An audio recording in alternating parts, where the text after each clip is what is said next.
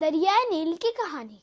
مصر کی فتح کے بعد مصر کے رہنے والے لوگوں نے حضرت عمر بن عاص رضی اللہ تعالیٰ عنہ جو مصر کے گورنر تھے ان سے عرض کی کہ دریائے نیل ہم مصر کے رہنے والے لوگوں کے لیے سرابی کا واحد ذریعہ ہے۔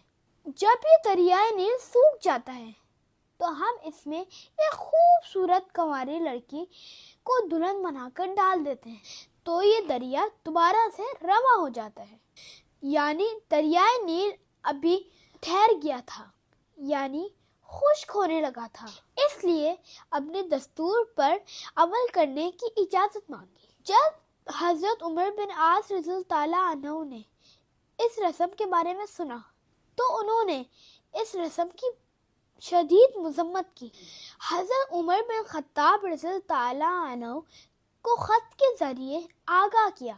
حضرت عمر بن خطاب رضی اللہ تعالیٰ عنہ نے بھی اس جہالت کی رسم کی مذمت کی اور ایک خط دریائے نیل کے نام پر لکھ کر بھیجا اور ہدایت کی کہ اس خط کو دریائے نیل میں ڈال دیا جائے۔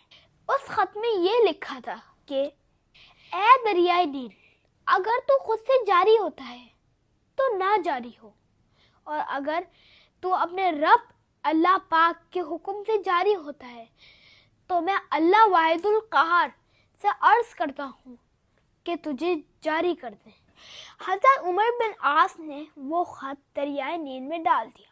اللہ پاک کی قدرت دیکھیں، ایک ہی رات میں وہ دریائے نیل 16 گز بڑھ گیا، یعنی 48 فیٹ بڑھ گیا اور رواں دواں ہو گیا، اور اس جہالت کی رسم کا خاتمہ بھی ہو گیا۔